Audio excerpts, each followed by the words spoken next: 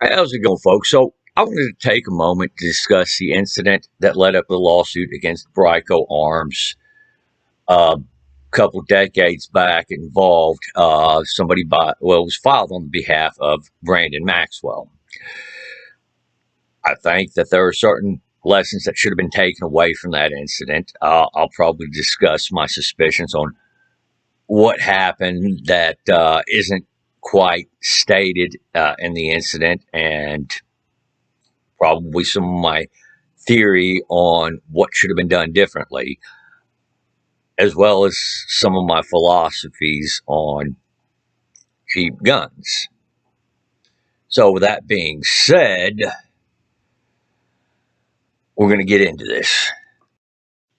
Let's start with Brandon Waxwell. What happened to him was terrible. He was 7 when he was struck in the neck by that round, and he almost did not survive that. It almost killed him. They didn't think he was going to live.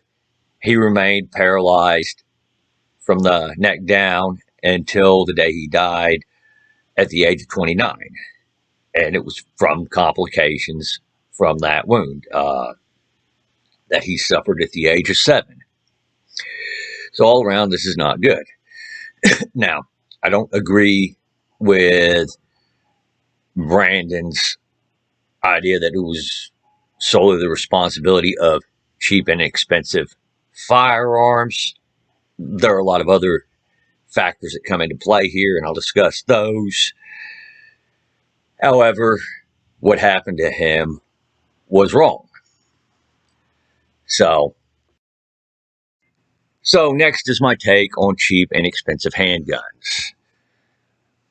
Personally, I think if you're buying a firearm of any sort for personal protection, you need to put some effort, time, and money into it.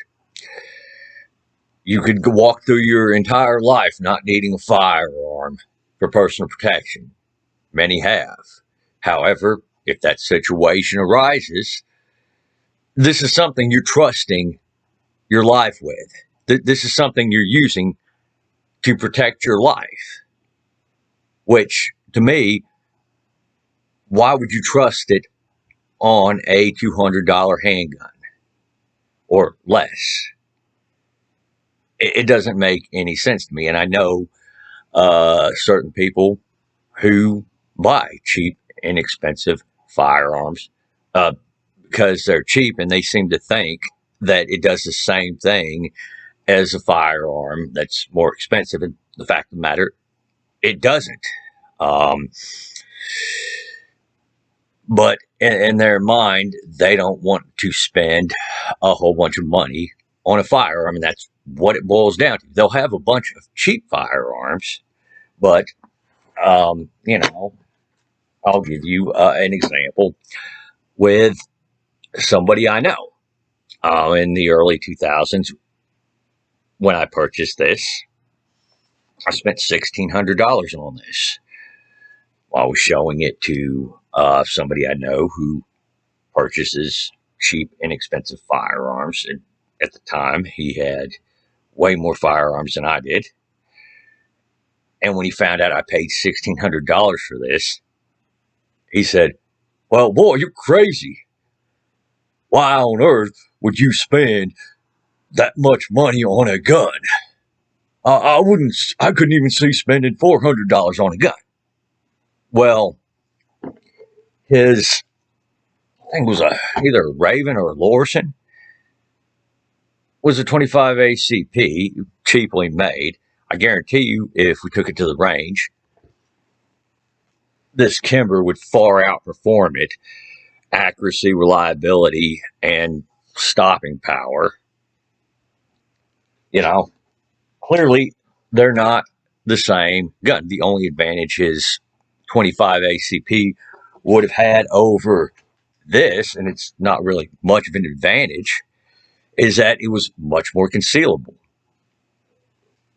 And don't get me wrong, I think that there are certain situations where these pocket poppers might hold an advantage over some of the full size or compact guns when it comes to concealability. However, generally, if you're going to go that route, you need to be well versed on firearms, and you need to be very skilled with them. And granted, that 25 ACP is probably better than nothing if he has to protect his own life. That part is true, but why put so little effort into a life or death situation? You know, that is my theory on it. Now, what I suspect happened with the case of Brandon Maxwell, with his father, from what I read, purchased that particular pistol at a pawn shop, and he probably was the cheapest one he saw there.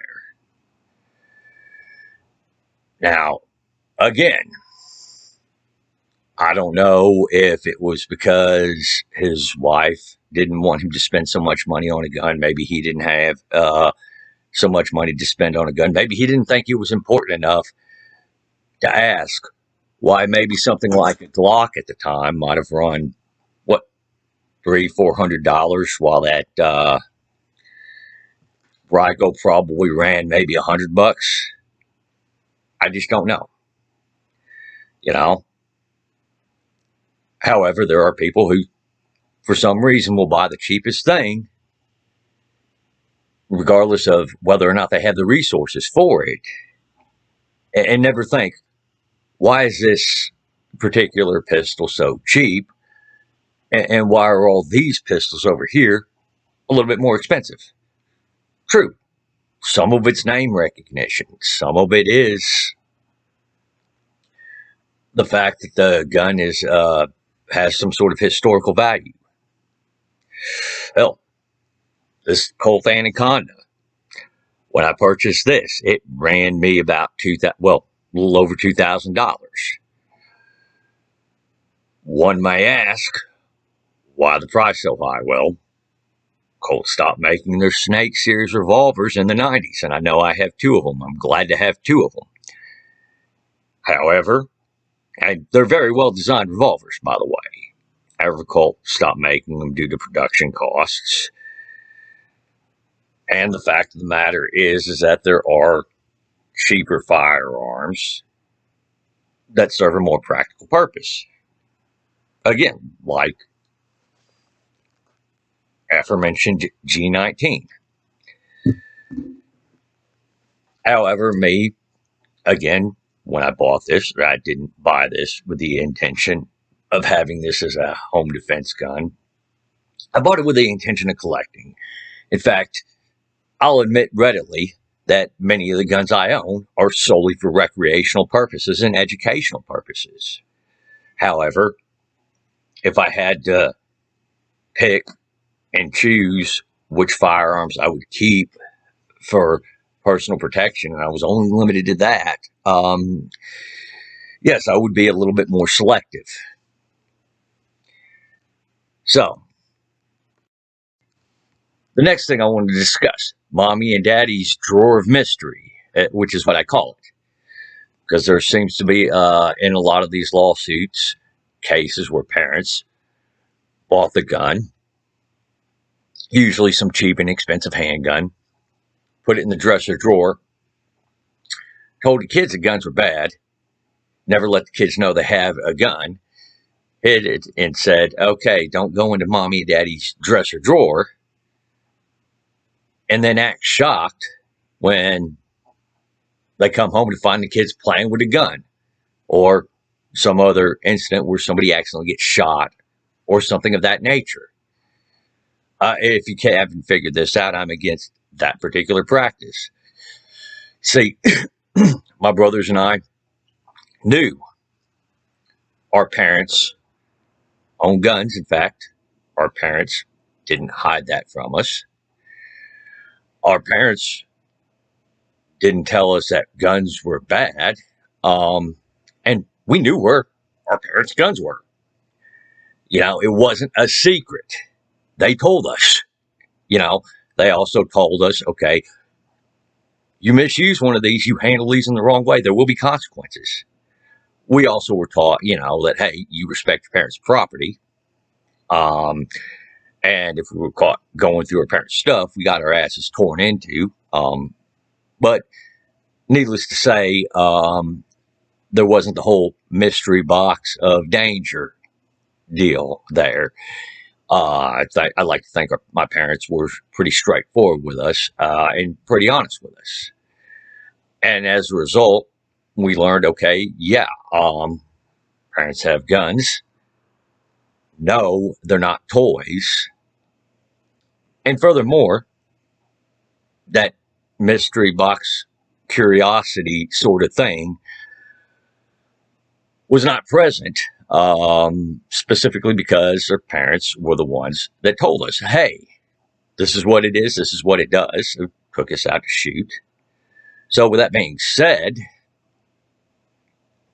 a lot of parents don't do that and then wonder why the kids are playing with the guns or are surprised that the kids figured out where the guns were.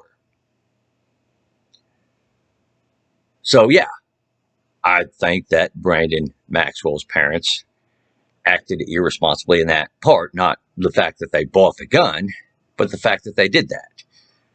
Now, when the incident happened, Brandon Maxwell's parents had left town, left the gun in the drawer, left it loaded, which is going to get me onto the next topic.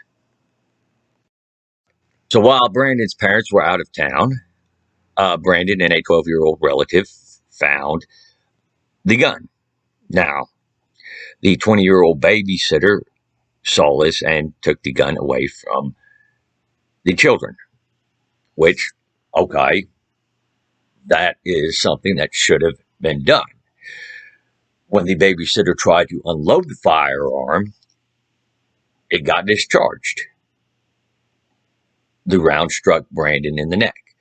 At least one of the cardinal safety rules was not followed by the babysitter, which leads me to believe either the babysitter had a lapse in judgment or the babysitter themselves probably didn't know enough about firearms to safely unload this thing and probably should have not tried to unload it, but take it and keep it out of the reach of the children. Keep an eye on the firearm, keep an eye on the children until Brandon's parents returned. The reason why we know a cardinal safety rule was violated, by the way, is because Brandon had a round in his neck. It obviously wasn't pointed at something he didn't intend to destroy. So, again, I'm going to say if you don't know enough about firearms or if you're unsure, the best thing to do is just to set it down and make sure it remains undisturbed. The firearms I have for personal protection, while I'm using them for personal protection, either I have them on me or I have them not too far from me at home. They're loaded. The rest of my firearms are not. But this firearm right here, what I'm currently using for concealed carry, it's loaded. I mean, and it, we can tell right there. I keep it loaded, obviously, because it's a personal protection firearm. So that's why it's loaded. But I also know that I treat all firearms as if they're loaded anyway. However, you set this thing down on, say, the table, and as long as it remains undisturbed, well, it's not going to just go off on its own. Usually when things like that happen, in fact, almost 100% of the time, it's because somebody was messing with it. So, again, bad call on the babysitter's part. And I do think the babysitter has probably the most responsibility in this particular incident. whenever you take possession of a loaded firearm, you are responsible for what happens with it. Now, the parents, I put some of the responsibility on the parents as well. You're going out of town, and obviously the kids don't know enough about the firearm to use it for personal protection. The babysitter apparently didn't, given the actions of the babysitter. They probably should have unloaded it, possibly secured it, either in a locked box, safe, or something of that nature. So there is a element of responsibility that does fall on the parents too.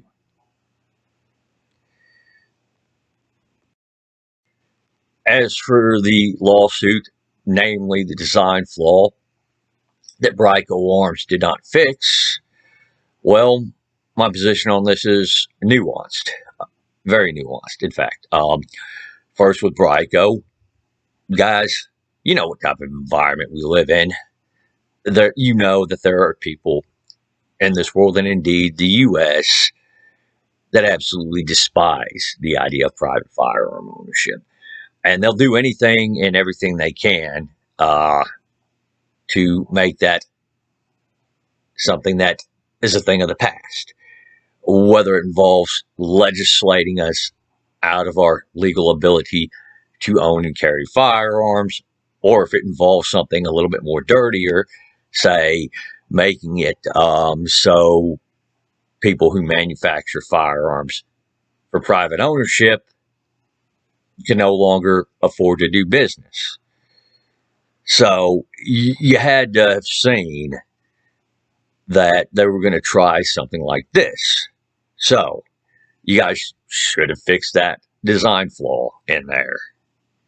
You know, now the other part of it is for the people who, I don't see why I should have to pay like $400 for a gun. A $100 gun is just as good. No, it's not. And you get what you fucking pay for. So, this is why instead of being cheap wads, maybe you should actually realize that if you spend less money on a gun, it's not always going to be as good as the guns you spend more money on. And you want $100 gun, be prepared to have $100 gun problems. So that's what I'm going to say on that part. So here's where I'm going to wrap this up at.